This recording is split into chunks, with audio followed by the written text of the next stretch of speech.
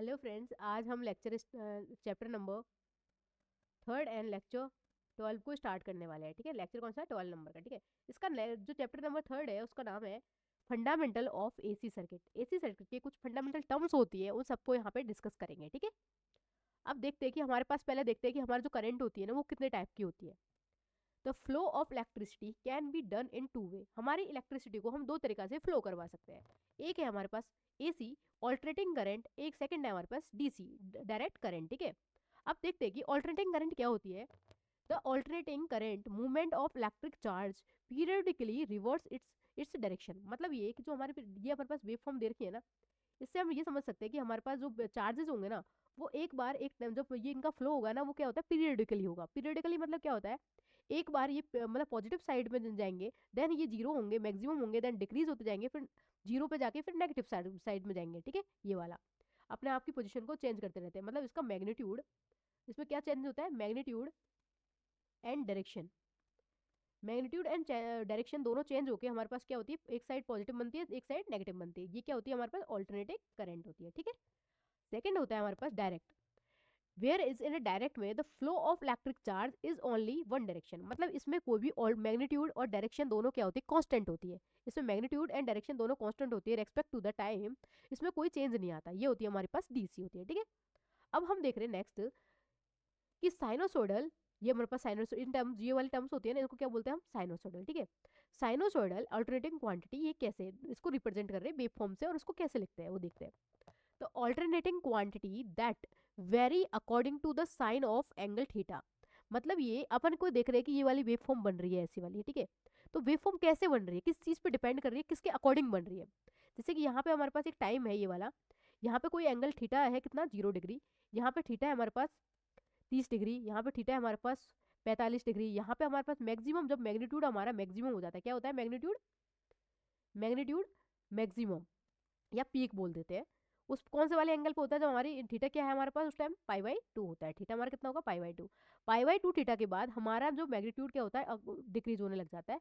जैसे हमारा एंगल बनने लग जाता है 120, 130, 140 तक। 180 पे जाके हमारा मैग्नीट्यूड कितना हो जाता है, 180 पे जाके हमारा मैग्नीट्यूड हो जाता है मतलब थीटा 180 पे मैग्नीट्यूड हो जाता है 0। ठीक है, और 180 के बाद अगर हमारा एंगल बढ़ता है, जैसे कि 190 है, 200, तो हमारा मैग्नीट्यूड नेगेटिव साइड में इंक्रीज होने लग जाता है। और क्या हो जाता है, वो नेगेटिव साइड में इंक्रीज। ठीक है, फिर नेगेटिव में यहाँ पे जाके कौन सा एंगल है, 270। नेगेटिव के 270 में ये जाके maximum negative value, peak value बन जाती है। देन उसके बाद इससे ऊपर जाएंगे 270 से, फिर ये मैग्नीट्यूड को डिक्रीज होते हुए 2 पाई पे जाके क्या हो जाता है, 0। अब ये क्या है, यहाँ पे ये चीजें बता जा रही है किससे, ऑल्टरनेटिंग से। ठीक है, तो यही चीजें आप बताइए। ऑल्टरनेटिंग क्वांटिटी दैट वेरी, किसके अकॉर्डिंग वेरी हो रही है, यहाँ पे थीटा से, ये हम देख चुके हैं। Vary according to the sine of the angle theta. ठीक है, ये हो गया। अब हम नेक्स्ट देख रहे हैं the instantaneous value of sine wave. Sine wave की जो इंस्टेंटेनियस वैल्यू होती है, जैसे ये साइन वेव है, इंस्टेंट मतलब होता है कोई भी क्षण, कोई भी बिंदु पे, कोई भी टाइमिंग पे, जैसे कि ये वाले टाइमिंग पे या किसी भी टाइम पे। The instantaneous value of the sine wave voltage is for any angle, किसी भी एंगल के लिए वोल्टेज क्या बोलते हैं, voltage for any angle rotation is express in formula. इसको कैसे एक्सप्रेस करते हैं, अगर किसी भी इंस्टेंट के लिए अगर ये साइनोसॉइडल वेव है, तो उसके जो वोल्टेज को कैसे एक्सप्रेस करेंगे, bm, मैग्नीट्यूड वाला मैक्सिमम, साइन थीटा। ठीक है, ये वाली, इस वाले इसका ये फॉर्मूला बन गया। ठीक है, bm क्या है यहाँ पे, मैक्सिमम वैल्यू, एंड v क्या है, instantaneous value of voltage at angle theta पे, थीटा एंगल पे वोल्टेज है। ठीक है, ये। अब important term in AC circuit, AC circuit की कुछ इंपॉर्टेंट टर्म्स है जिनको यहाँ पे डिस्कस करेंगे। फर्स्ट है साइकिल क्या होती है, ऑल्ट्रेशन क्या होता है, टाइम पीरियड क्या है, फ्रीक्वेंसी क्या है, amplitude, peak value, average value, RMS value, form factor and peak factor. इस सबको यहाँ पे डिस्कस करेंगे, basic concept of AC circuit, of AC circuit के। ठीक है, ये वाला। अब स्टार्ट कर रहे हैं साइकिल से। अब ये देखते हैं कि साइकिल क्या होती है। साइकिल क्या होती है कि एक complete set of positive and negative value का कंप्लीट सेट। मतलब जैसे कि हमारी वैल्यू यहाँ से एक वेव फॉर्म स्टार्ट हुई, ये पॉजिटिव सेट बना और एक नेगेटिव सेट बना। ठीक है, तो कंप्लीट जो अपने पास साइकिल क्या होती है, व्हेन एक alternating quantity goes through a complete set of positive positive and negative value goes through 360 degree electrical. इसको अगर इलेक्ट्रिकल बोलेंगे तो यहाँ तक की वैल्यू क्या बोले, कंप्लीट सेट को 360 तक, क्योंकि ये यहाँ तक कितना है 180 डिग्री और यहाँ तक कितना है 360 डिग्री तक। ठीक है, तो 360 तक जितना भी अपने पास जो वैल्यू गई है ना, पॉजिटिव नेगेटिव डिग्री की दोनों नेगेटिव वैल्यू के सेट को क्या बोलते हैं, साइकिल बोलते हैं, सिंपल, ठीक है। सेकंड हमारे पास डेफिनेशन है ऑल्टरेशन। ये क्या है कि जो हाफ सेट ऑफ जो कंप्लीट साइकिल का हाफ साइकिल है ना, उसको क्या बोल देंगे, ऑल्टरेशन। मतलब हाफ साइकिल कैसे, पॉजिटिव जीरो से लिए और पाई तक चला, तो ये हमारे पास क्या है, alteration, half cycle of full जो कंप्लीट सेट का हाफ साइकिल, ठीक है। या जीरो यहाँ से लेंगे यहाँ तक, ये हाफ साइकिल को लेना है, तो ये क्या है हमारे पास, ओनली ऑल्टरेशन। ये मतलब परिवर्तित, कि कोई भी जो वेव फॉर्म जा रही है वो अपना आप को कितने टाइम बाद वो चेंज कर रही है, मतलब जीरो से गई पॉजिटिव और पाई पे जाके ये नेगेटिव में जाके चेंज हो रही है, या ये यहाँ तक पाई से 2 पाई तक नेगेटिव रही और 2 पाई पे जाके ये पॉजिटिव में गई, तो अपने आप को चेंज कितने पे कर रही है, वो हमारे पास ऑल्टरेशन है। ये कितनी होती है, हाफ साइकिल। फुल साइकिल होती है पॉजिटिव नेगेटिव वैल्यू का सेट को वो फुल साइकिल बोलते हैं, और ऑल्ट्रेशन बोलते हैं हाफ साइकिल को, ठीक है, सिंपल, यहाँ तक देख लिया। अब टाइम पीरियड क्या होता है, जो कंप्लीट जो सेट होता है ना, पॉजिटिव और नेगेटिव वैल्यू का जो सेट है ना, वहां तक जितना टाइम कवर हुआ है उसको क्या बोलते हैं, time period. Time taken to complete one cycle को कंप्लीट होने में जितना टाइम लगा है उसको क्या बोलते हैं, टाइम पीरियड। जैसे कि एक साइकिल यहाँ से पॉजिटिव गई और फिर नेगेटिव गई, यहाँ तक जितना टाइम लगा, ये जीरो से लेके 2 पाई तक, ये हमारे पास क्या है, टाइम पीरियड, ठीक है। Time taken to complete one cycle by AC circuit को, और इसको डिनोट करते हैं पाई से, ठीक है। अब नेक्स्ट देख रहे हैं frequency, number of cycle made पर सेकंड। मतलब ये है कि एक सेकंड में कितनी साइकिल्स बन गई है, मतलब एक सेकंड में कितनी ये वाली साइकिल साइकिल होती है कंप्लीट पॉजिटिव नेगेटिव का सेट को साइकिल बोलते हैं। तो अब ये बोला है कि एक सेकंड में कितनी साइकिल्स बन रही है, उनको बोल रहे हैं फ्रीक्वेंसी, ठीक है। जैसे कि एक साइकिल, ये 2 साइकिल, ये 3 साइकिल बन गई ऐसे, ठीक है। तो नंबर ऑफ साइकिल मेड पर सेकंड इज कॉल्ड फ्रीक्वेंसी, और ये कितनी उससे किससे डिनोट कर रहे हैं, एफ से। और क्या वो टाइम पीरियड क्या होता है, कितना टाइम टेकन लिया गया है जब एक कंप्लीट साइकिल के लिए, ठीक, ये टाइम पीरियड होता है। अब एम्पलीट्यूड की बात करें कि एम्पलीट्यूड क्या होता है, the maximum value attend bye alternating quantity. एक ऑल्टरनेटिंग क्वांटिटी जो एक मतलब पॉजिटिव साइड जाती है और नेगेटिव साइड, तो वो अपने एक पॉइंट पर जाके मैक्सिमम वैल्यू अटेंड कर लेती है, देन डिक्रीज करेगी इंक्रीज करेगी बाद में, अलग बात है। बट क्या करेगी कि एक मैक्सिमम एक पॉइंट पर जाके मैक्सिमम वैल्यू अटेंड करेगी, उस मैक्सिमम वैल्यू को ही क्या बोलेंगे अपन, एम्पलीट्यूड बोलेंगे। ये पॉजिटिव साइड में पॉजिटिव पॉजिटिव वैल्यू साइड में पॉजिटिव मैक्सिमम वैल्यू होगा, और यहाँ पे नेगेटिव में क्या होगा, नेगेटिव साइड का होगा, ठीक है, ये वाला। और इसको डिनोट करते हैं बीएम और आईएम से, ठीक है, ये हो गया। अब नेक्स्ट देख रहे हैं हम 6 नंबर का average value, the arithmetic mean of all instantaneous value. मतलब हमारे पास जैसे कि ये हमारे पास साइकिल है ये वाली, इसके सारे जैसे इस वाले स्टैंड जितने भी वैल्यूज होगी ना, सबको क्या कर देंगे, ऐड करके अर्थमेटिक मीन करके, और किसमें स्पेसिफिक पीरियड, जितने भी स्पेसिफिक पीरियड दे रखे कि भाई टाइम पीरियड टी तक हमको एवरेज निकालना है, या ओनली पाई तक हमको टाइम पीरियड निकालना है, उनको सबको ऐड करके स्पेसिफिक टाइम पीरियड से डिवाइड करके हम क्या निकाल सकते हैं, एवरेज निकाल सकते हैं। इसका फॉर्मूला होता है एरिया, जो भी हम वैल्यू को निकाल रहे हैं उसका एरिया निकालेंगे, अपॉन जहां तक अपने पास एरिया निकाल रहे हैं उसका बेस मतलब टाइम निकालते हैं, उससे डिवाइड कर देंगे, तो हमारे पास क्या आ जाएगा, एवरेज वैल्यू हो जाएगी। एवरेज वैल्यू का फॉर्मूला होता है एरिया ऑफ ऑल्टरनेशन। ऑल्टरनेशन क्या होता है, half cycle of half cycle, मतलब कंप्लीट साइकिल की जो हाफ साइकिल है ना वो होती है, उसका एरिया निकाल लें अपॉन टाइम पीरियड। जो भी हमारे पास टाइम पीरियड दे रखा है ना, टाइम पीरियड क्या होता है, जो अपने पास क्या बोलते हैं कि एक complete set of positive negative value कितने टाइम में कंप्लीट हुई है, तो वो टाइम पीरियड होता है। तो टाइम पीरियड से डिवाइड करके हमारे क्या निकाल सकते हैं, एवरेज, ठीक है, ये हो गया। अब नेक्स्ट देख रहे हैं कि if we taken sine wave, अगर हम साइन वेव को ले रहे हैं तो एवरेज इन वो डायरेक्शन, तो एवरेज ये पॉजिटिव साइड में ये होगा, नेगेटिव साइड में ये होगा। तो एवरेज में तो क्या है, सारे स्टेट को जोड़ना है, तो सारे स्टेट को जोड़ना है, तो ये पॉजिटिव साइड की जुड़ेंगी वैल्यूज और ये नेगेटिव साइड की जुड़ेंगी। इन दो पॉजिटिव वैल्यू में, अगर पॉजिटिव में 5 वैल्यू आई है इसका एरिया, और इसका नेगेटिव में 5 आया, दोनों को जोड़ेंगे, +5 -5, तो इसमें टाइम पीरियड कितना है, 2 पाई, जो भी 2 पाई, ठीक है। तो ये दोनों प्लस और माइनस कट जाएंगे, तो कितना आ जाएगा, एवरेज 0 हो जाएगा। तो if we taken sine wave average in both direction positive and negative, तो देन टोटल एवरेज वैल्यू कितनी हो जाएगी, 0 हो जाएगी, ठीक है। ये टर्म से समझ में आ गई ऐसे। अब इसलिए हम क्या करते हैं कि एवरेज हमें निकालना होता है ना, तो हम फुल साइकिल का नहीं निकाल के हम किसका निकालते हैं, ओनली ऑल्टरेशन का, मतलब हाफ साइकिल का, ठीक है। तो हम फोर एवरेज वैल्यू अपन टाइम पीरियड कितना लेंगे, पाई तक ही लेंगे, 1/पाई, 0 से पाई आई डी टी, ठीक है। इनको सबको क्या इंटीग्रेट करना, मतलब वही समेशन एक साथ में जोड़ देना, ठीक है। तो 1/पाई, 0 से पाई जितने भी स्टेंट होंगे उनको सबको ऐड कर रहे हैं। तो यहाँ की आई एम की वैल्यू क्या है, आई की वैल्यू क्या है, आई एम साइन ओमेगा टी, ठीक है। आई एम क्या है, एक कॉन्स्टेंट वैल्यू, ये बाहर निकल जाएगी, आई एम अपन पाई, और ये साइन का इंटीग्रेशन करेंगे तो माइनस कॉस ओमेगा टी आएगा, पाई से जीरो, ये पाई क्या है अपर लिमिट और जीरो क्या है लोअर लिमिट, ठीक है। तो यहाँ पे पुट कर दिया, अपर लिमिट में पाई पुट कर दिया और लोअर लिमिट में 0 पुट कर दिया, ये माइनस अंदर जाएगा तो वो माइनस, जो माइनस वाला आएगा ना वो माइनस माइनस प्लस आएगा, मतलब फॉर्मूला ये होता है देखो। जैसे कि यहाँ पे कॉस दे रखा है, ठीक है, कॉस माइनस दे रखा है ना, जैसे कॉस ओनली कॉस देता है तो कॉस अपर लिमिट की वैल्यू माइनस लोअर लिमिट की, जो भी वैल्यू दे रखी है उसमें लोअर लिमिट की वैल्यू, तो ये माइनस टर्म है। यहाँ पे पहले से ऑलरेडी माइनस दे रखा है तो ये माइनस तो माइनस से रह जाएगा, और ये माइनस अंदर वाले माइनस से होगा तो ये प्लस हो जाएगा, उसकी वजह से ये पॉजिटिव आ रहा है, ठीक है। तो आई एम अपन pi minus cos pi plus cos zero, ठीक है। कॉस पाई की वैल्यू होती है -1, तो -1 इसकी जगह -1 पुट करेंगे तो -1 और माइनस क्या हो जाएगा प्लस, और ये इसकी कॉस जीरो की वैल्यू तो 1 होती है, तो 1 + 1 कितना हो जाएगा 2, आई एम अपन पाई 2, तो 2 आई एम अपन पाई ये क्या हो जाएगी एवरेज वैल्यू, ठीक है। फुल साइकिल की average value of full cycle कितना हो जाएगा 2 आई एम अपन पाई, ठीक है।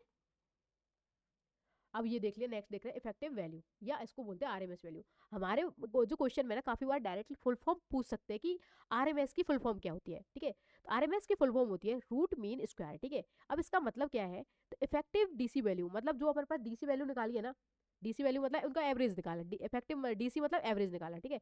तो effective DC value that produce the same heating, मतलब डीसी वैल्यू की वजह से जितना हीटिंग प्रोड्यूस हो रही है, produce the same heating effect power dissipation as AC power in resistor, मतलब रजिस्टर के अंदर डीसी की वजह से जो भी अपने पास हीटिंग वैल्यू जो आई है ना, वही सेम वैल्यू कितना उसका ही पावर डिस्ट्रीब्यूशन एसी की वजह से as an AC wave form in resistor, resistor में आएगा सेम वैल्यू, हीटिंग वैल्यू किसमें आएगी रजिस्टर में एसी की वजह से, representing the magnitude varying.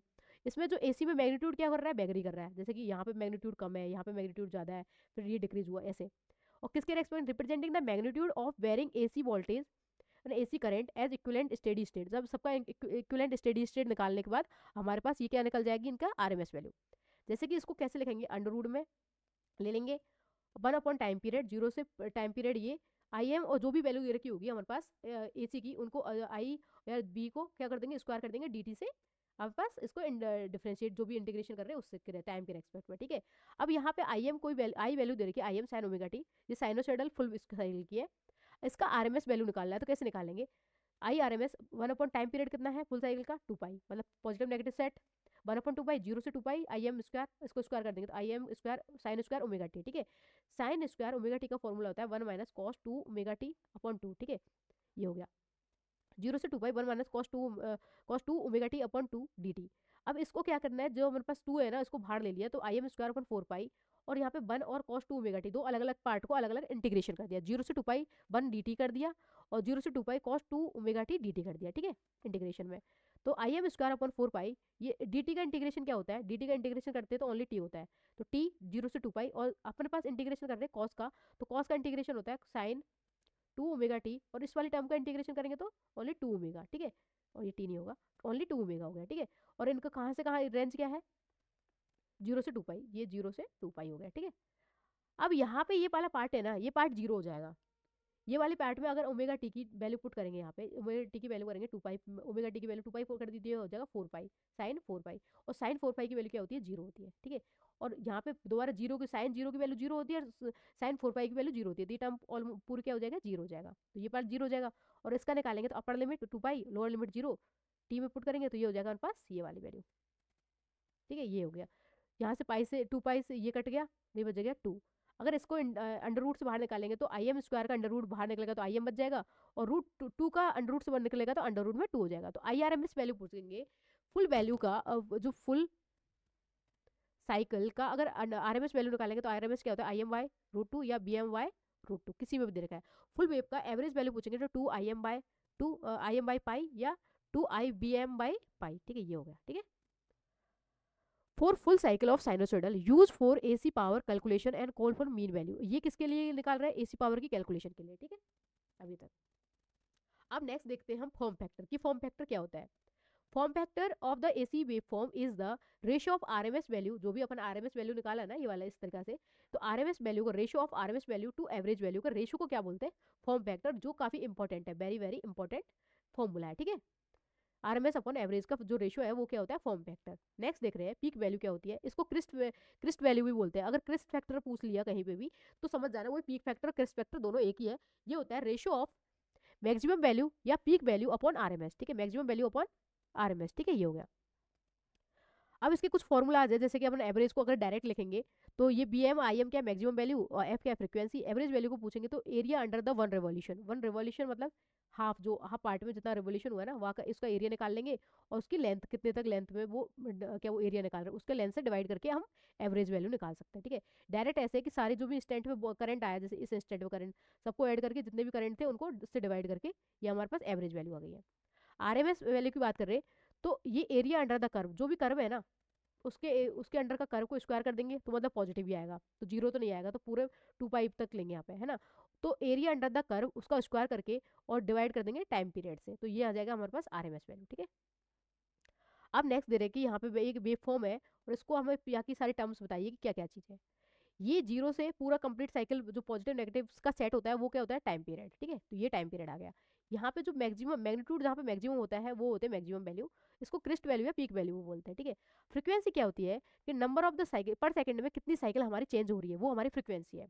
Frequency को हम और तरीका से लिख सकते हैं कि वन अपॉन टाइम, जो वन सेट को के रेस्पेक्ट में inversely proportion to one set, ये क्या होती है हमारे पास क्या है फ्रीक्वेंसी, वन अपॉन टी हर्ज में। अगर हर्ज में फ्रीक्वेंसी निकालनी है तो वन अपॉन टी लिखेंगे, अगर इसको हमें रेडियन पर सेकंड दे रखा है तो ओमेगा को क्या लिखेंगे 2 पाई अपॉन टी, अगर डायरेक्ट देखेंगे, या omega equal to 2 pi F. ठीक है, अब यहाँ पे हमारे पास कुछ वेव फॉर्म्स है जिनको हम यहाँ पे डिस्कस करेंगे, उनकी एवरेज, आरएमएस, फॉर्म फैक्टर और क्रिस्ट फैक्टर। ठीक है, यहाँ पे देख रहे हैं कि सबसे पहले हम डिस्कस करेंगे साइनोसोडल वेव फॉर्म का। ठीक है, साइनोसोडल वेव का हमने पहले डिस्कस कर चुके हैं कि एवरेज वैल्यू कितनी होती है फुल वेव के रेस्पेक्ट में, 2 AM/पाई। ठीक है, इसको निकाला भी है हमने। इसकी आरएमएस वैल्यू क्या होती है, एम जो भी अपना मैग्नीट्यूड होगा वो अपॉन अंडर रूट में 2। ठीक है, फॉर्म फैक्टर क्या होता है, आरएमएस अपॉन एवरेज। आरएमएस क्या है, AM/√2, AM/√2, और एवरेज कितना है 2 AM/पाई। इसके रेम फॉर्म फैक्टर कितना आ जाएगा 1.11। क्रिस्ट फैक्टर क्या होता है, maximum value upon RMS value, AM/AM/AM/√2, तो ये हो जाएगा √2, हमारे पास क्या आ जाएगा क्रिस्ट फैक्टर। ठीक है, सेम चीज। ठीक है, अभी तो हमने यहाँ पे साइनसॉइडल वेव को देख लिया है, अब एवरेज। हेलो, अब हम कंप्लीट कर चुके हैं सब इसके बेसिक फंडामेंटल की साइकिल अल्ट्रेशन क्या होती है, टाइम पीरियड क्या है, फ्रीक्वेंसी, वो सब चीज़ें हमने देख ली है। अब नेक्स्ट हम स्टार्ट कर रहे हैं analysis of single phase AC circuit consisting RLC, pure RLC जब कंसिस्ट है हमारे सर्किट में तो वो चीज़ें हम देखेंगे कौन कौन सी चीज़ें, AC circuit containing pure resistor, AC circuit containing pure inductor and AC circuit containing pure capacitor. ये तीन चीज़ को हम इस लेक्चर में लास्ट में देखेंगे। ठीक है, अब देखते हैं, स्टार्ट कर रहे हैं हम AC circuit containing pure resistor circuit. ठीक है, अब इसमें देखो कि एक हमारे पास ये क्या है, हमारे पास सप्लाई। ठीक है, इसकी सप्लाई वोल्टेज की वैल्यू है बीएम साइन ओमेगा टी, मतलब हमारे पास एक साइनोसॉइडल वोल्टेज है ये वाला, तो वो जो किसके टाइम के रेस्पेक्ट में ये अपने पास चेंज होता है इसका मैग्नीट्यूड एंड डायरेक्शन। ठीक है, एंड ये हमारे पास एक रजिस्टर लगाया उसके अक्रॉस में लगा दिया, तो यहाँ पे कोई वोल्टेज जनरेट होगा, वो वोल्टेज वही होगा जो सप्लाई में होगा। ठीक है, उसके बराबर होगा। तो ये इसकी वेव डायग्राम है। वेव डायग्राम में क्या है कि जैसे कि यहाँ पे अपने पास दे रखा है कि ये वोल्टेज है। ठीक है, ये अपना वोल्टेज जा रहा है।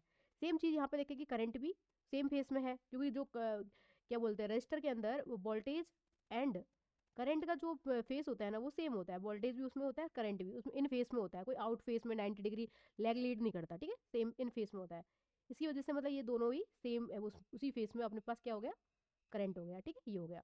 अब यहाँ पे अपन पावर देख रहे हैं, तो पावर में क्या रहा है कि पावर क्या होता है इक्वल टू वी आई, दोनों को मल्टीप्लीकेशन, वी आई को मल्टीप्लाई करेंगे दोनों को, तो ये अपने पास ये बन गया, दोनों साइड पॉजिटिव, दोनों नेगेटिव को मल्टीप्लाई करेंगे तो ये भी पॉजिटिव, तो ये वाला। ठीक है, ये हमारे पास पावर बन गई है। ठीक है, अब इनको और ड्राइव तो हम आगे करेंगे, बट अभी तो हम फेजर वेव डायग्राम में देख रहे हैं बस।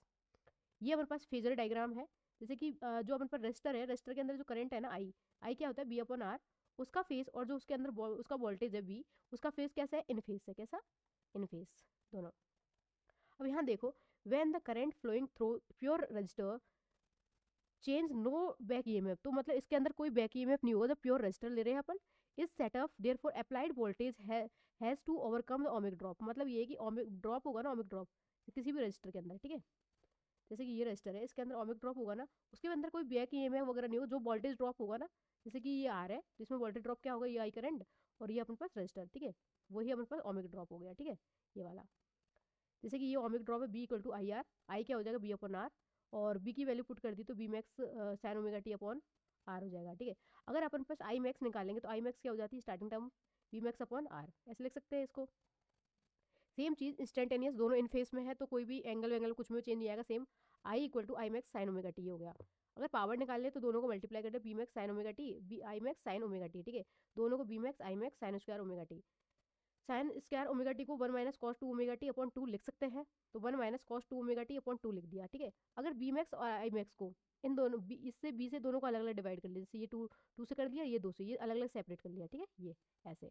और बी मैक्स आई मैक्स को दोनों से मल्टीप्लाई कर दिया, तो क्या हो जाएगा, V max I max upon 2 minus B max I max upon 2 cos omega T, ठीक है, यहाँ तक हो गया। अब नेक्स्ट हमने क्या करा है कि जो हमारी पावर है ना, इसका एवरेज लिया है। सिंस एवरेज, जब हम एवरेज लेते हैं तो हमारे पास कोई ये क्या है हमारी, क्या बोलते हैं, ये साइनोसोडल, ठीक है, साइनोसोडल जो भी वोल्टेज आ रहा है, इसमें क्या हो रहा है, साइनोसोडल पावर है, तो साइनोसोडल पावर में ये कि जब हमारी पावर का एवरेज निकालेंगे, पॉजिटिव जितनी पावर होगी उतनी नेगेटिव पावर है, जैसे कि 5 वोल्ट पॉजिटिव पावर है, 5 वोल्ट नेगेटिव पावर है, अगर दोनों का समेशन करेंगे मतलब एवरेज में वही होता है समेशन, तो 5 माइनस 5 इक्वल टू क्या हो जाता है, 0। तो मतलब ये है कि एवरेज पावर जो होती है ना साइनोसोडल की, वो क्या हो जाएगी, 0, ठीक है। इसकी वजह से हमारे पास पावर क्या बचेगी, ओनली ये वाली टर्म है ना, P equal since average of V max I max upon 2 cos 2 omega t over complete cycle, पूरी साइकिल की बात करें जो पॉजिटिव नेगेटिव में, तो क्या हो जाती है, 0। इसकी वजह से हमारे पास ये टर्म बची है। इसको हम I R S M term में कैसे लिख सकते हैं, V max upon root two I max upon root two, इसको लिख सकते हैं बी आर एम एस और इसको लिख सकते हैं आई आर एम एस, ठीक है, इसे लिख सकते हैं। तो वी आई ये वॉट में, ये अपने पास जब लेते हैं, जब ये पावर जब है जब हम ओनली प्योरली रेजिस्टिव सर्किट ले रहे हैं, ठीक है, ये वाला हमारा ये रेजिस्टिव का हो गया। अब नेक्स्ट देख रहे हैं हम प्योरली इंडक्टिव, इंडक्टिव कि जब हम क्या ले रहे हैं, इंडक्टेंस ले रहे हैं, तो हमारा करंट क्या होगा, लीड करेगा लैग करेगा, इस वाले फेस में इसमें वोल्टेज क्या करेगा, लैग लीड, वो सब चीज़ें इसमें डिस्कस करेंगे, ठीक है।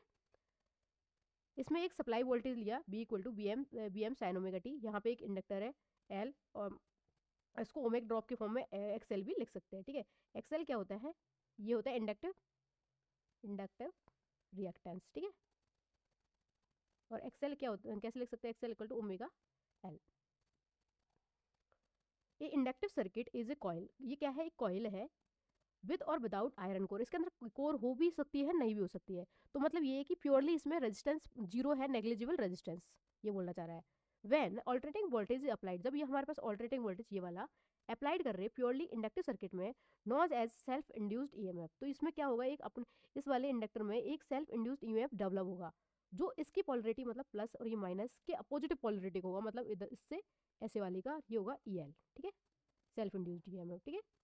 तो is known as self induced EMF is induced in coil with which oppose the applied voltage, मतलब अप्लाइड वोल्टेज को अपोज करना मतलब उसके अपोजिट में होना, ठीक है, साइन में। तो अप्लाइड वोल्टेज क्या है, V equal to B max sine omega t, self inductance L, L की यूनिट होती है हेनरी, इंड्यूस ईएमएफ क्या है, E L equal to minus मतलब अपोज कर रहा है तो L d I upon D t, ठीक है, ये हो गया।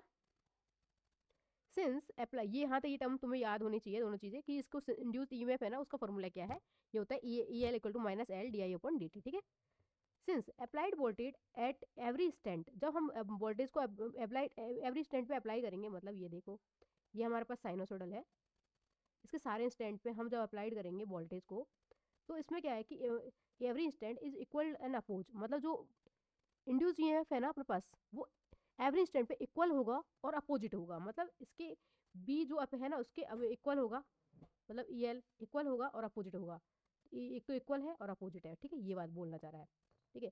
तो V equal to minus E L, simple.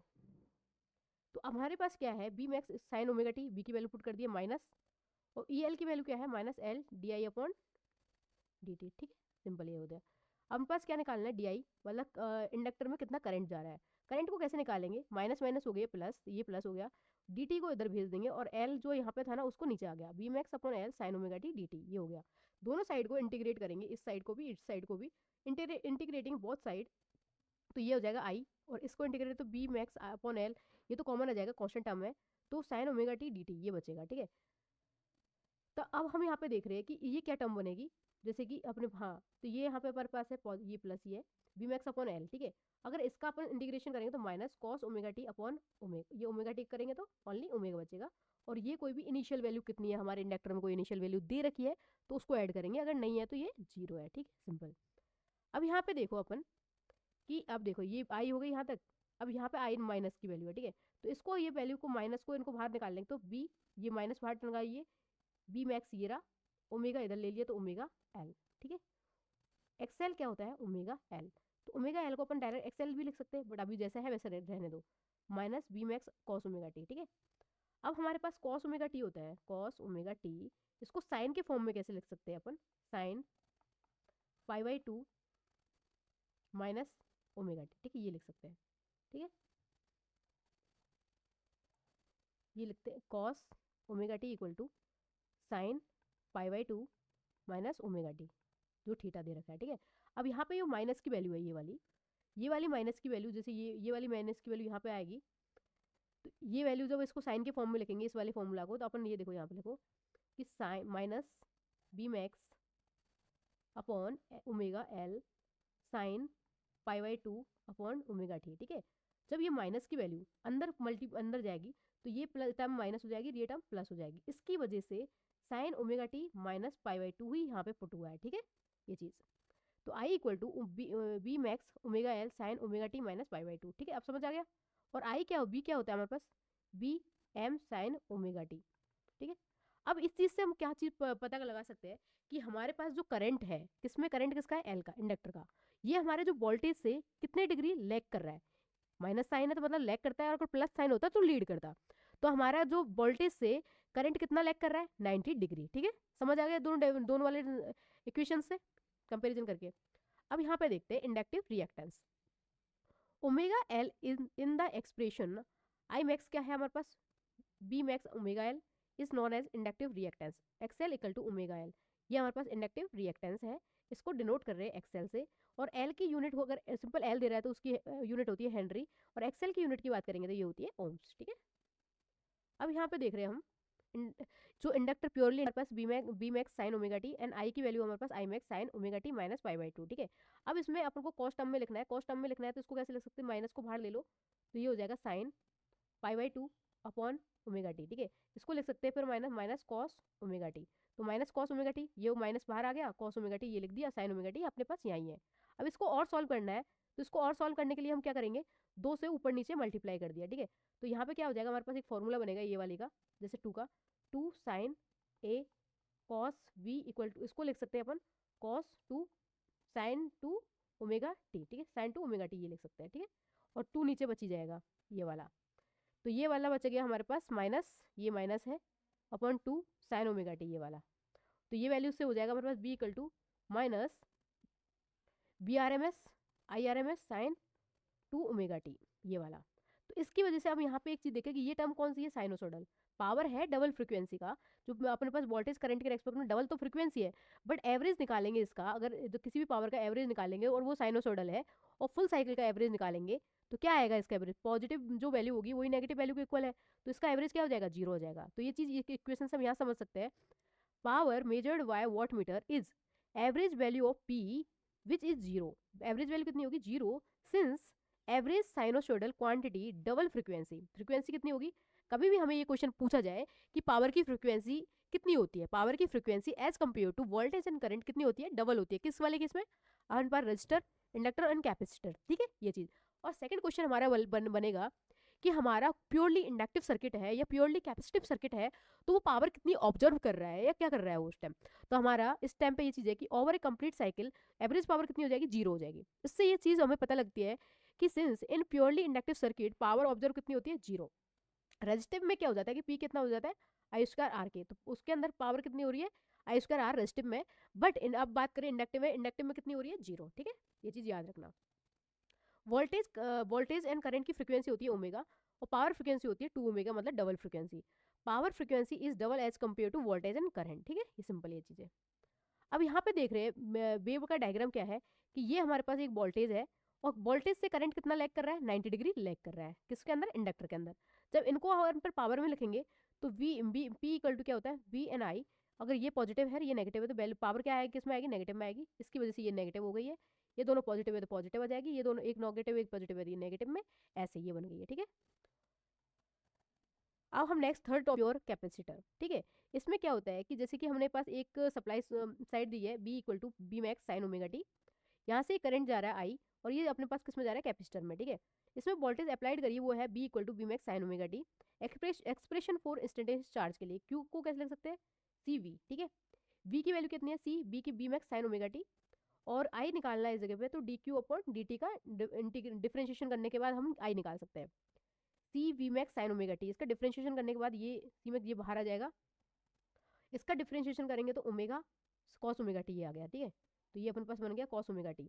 इसको साइन की फॉर्म में लिखेंगे, इसको साइन की फॉर्म में लिखेंगे तो ये हो जाएगा हमारे पास बी मैक्स एक्स सी अपन कुछ ना sign omega T plus pi by two, ठीक है। ये अपने पास कॉस को अपन पुट कर रहे हैं, पॉजिटिव है दोनों, मतलब कोई माइनस माइनस का साइन नहीं है, तो अपन पास sine omega T plus pi by two आ गया, ठीक है। अब इससे ये चीज़ बताया कि जो हमारे पास वोल्टेज है ना V max sine omega t, इसके रेस्पेक्ट में जो करंट होता है कैपेसिटर में आईसी, वो 90 डिग्री क्या कर रहा है, लीड कर रहा है, ठीक है। ये चीज़ है, ये किसके रेस्पेक्ट में, मतलब वोल्टेज के रेस्पेक्ट में जो करंट है कैपेसिटर में वो 90 डिग्री लीड कर रहा है, और इंडक्टर में क्या करता है, लैग करता है, ठीक है। ये वाला 1/xc in the expression V max upon 1/ओमेगा सी, है ना।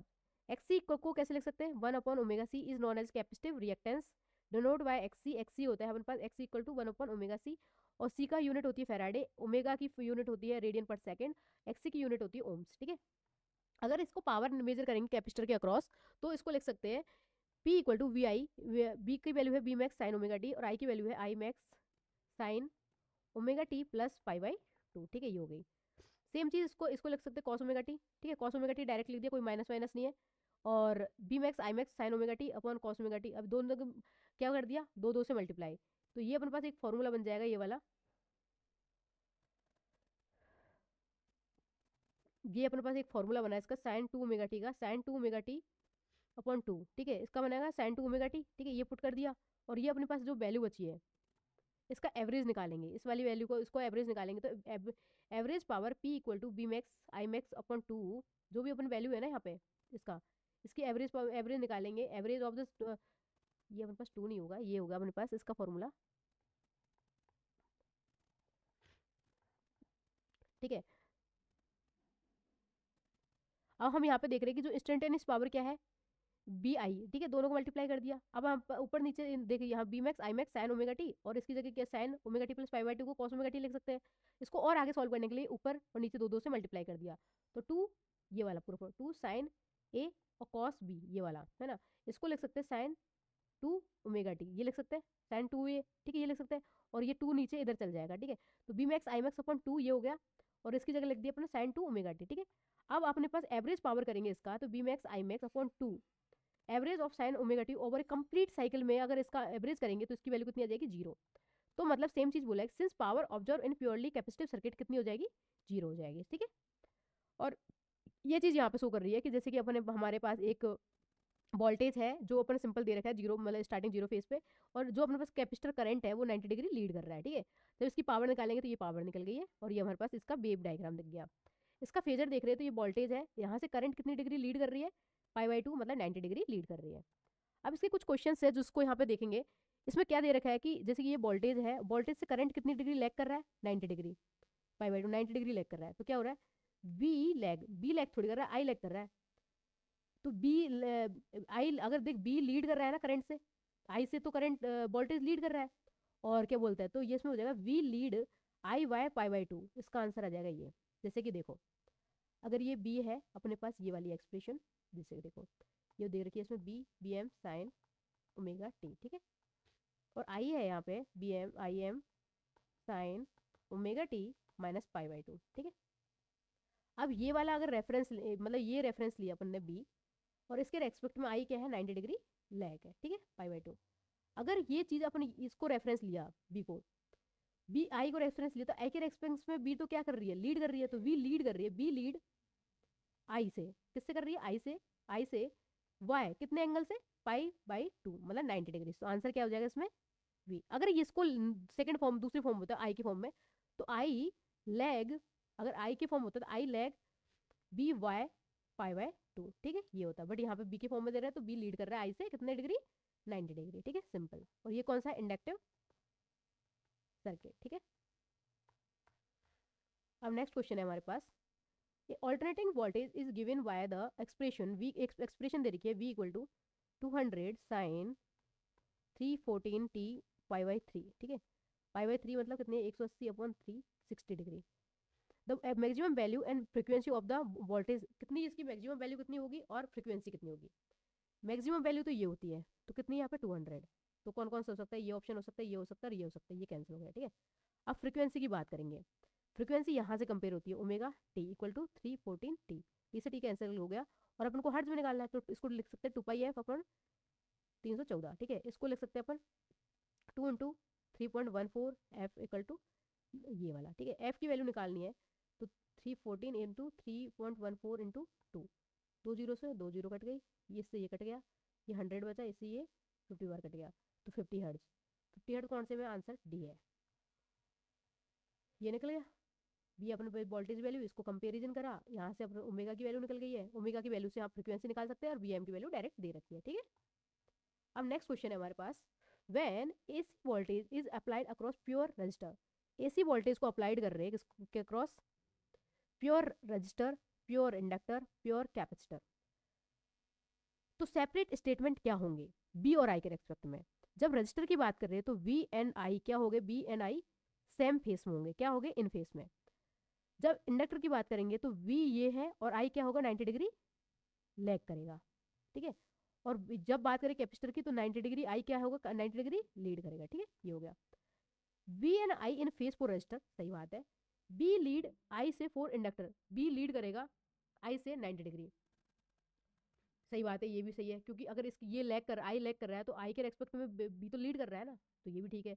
अब थर्ड बात कर रहे तो इसके रेस्पेक्ट में यहाँ पे and I lead V for capacitor, I lead कर रहा है, आई लीड कर रहा है बी के रेस्पेक्ट में कितने से, यहाँ से किससे, कैपेसिटर से, तो ये तीनों कंडीशन सही है, तो आंसर है होगा। अब बी को गलत, बी कैसे गलत है, V and I are in phase for resistor, बात सही है, ये वाली टर्म सही है।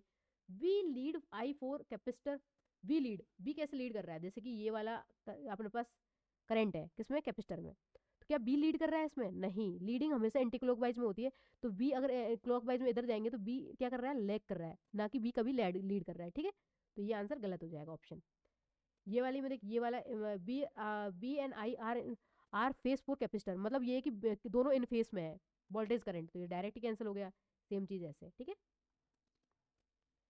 प्योर कैपेसिटर रजिस्टर की बात करेंगे तो दोनों इन फेस में होंगे, इंडक्टर की बात होंगी तो 90 डिग्री ये बी लीड करेगा आई से, या इसको बोल सकते हैं आई लैग करेगा कितना, 90 डिग्री बाय बी से, ठीक है। दोनों केस बोल सकते हैं, ये आई लीड बाय बी या तो ये बोल सकते हैं, या बी लैग आई बाय 90 डिग्री, ठीक है। दोनों कंडीशन में कोई भी कंडीशन बोल सकते हैं। नेक्स्ट क्वेश्चन है हमारे पास, इंडक्टिव रिएक्टेंस ऑफ कॉइल में बी कैलकुलेटेड, इंडक्टिव रिएक्टेंस क्या होता है, ओमेगा एल, इसको और क्या लिख सकते हैं, 2 पाई एफ एल, ठीक है। तो हमारे पास ऑप्शन क्या आएगा, सी ओमेगा एल,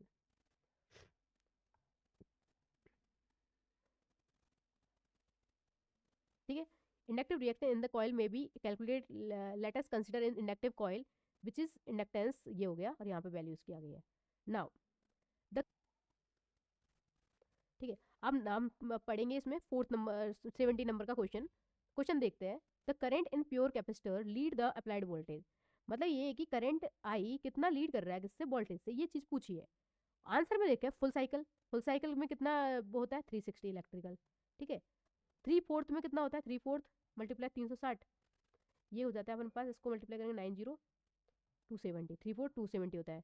क्वार्टर में कितना, और हमारे पास लीड कितना 90 डिग्री, क्वार्टर में 1/4 होता है, 1/4 इंटू 360, 1/4 360 करेंगे तो 90, तो कितना होता है क्वार्टर साइकिल 1/4, ठीक है। ये वाला तो आंसर सी आ जाएगा इसका।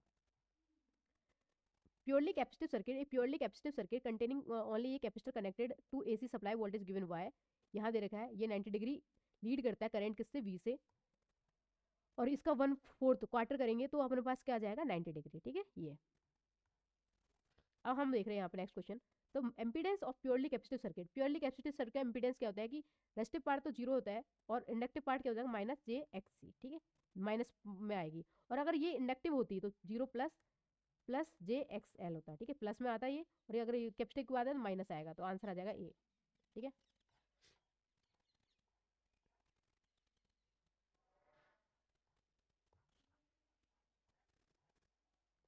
अब हम देख रहे हैं यहाँ पे, for purely capacitive inductive circuit which of the following option is correct, current and voltage are in phase, गलत, ये रजिस्टर में होता है। Current lag voltage by 90 degree, बिल्कुल सही, करंट लैग करता है 90 डिग्री वोल्टेज से, ठीक है। तो करंट लीड बाय वोल्टेज गलत, और ये 240 ये भी गलत, तो आंसर क्या है इसका, बी आंसर, ठीक है।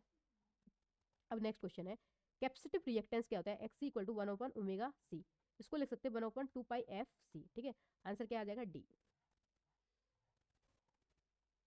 और इसमें एक चीज़ और भी देख सकते हैं कि जैसे कि हमारे पास ये इन्वर्सली प्रोपोर्शनल है, तो X C inversely proportional to F और इन्वर्सली प्रोपोर्शनल टू कैपेसिटर, ठीक है, ये दोनों कंडीशन। अब यहाँ पे देखो, when AC flow through the capacitance then current, AC current flow हो रहा है तो इसमें किसी भी कैपेसिटर में तो करंट क्या करेगा, करंट लीड करेगा कितना 90 degree, lead EMF bye 90 degree, 90 degree ये लीड करेगा किससे, ईएमएफ जो वोल्टेज से, कैपेसिटर की बात करेंगे तो ये चीज़ें।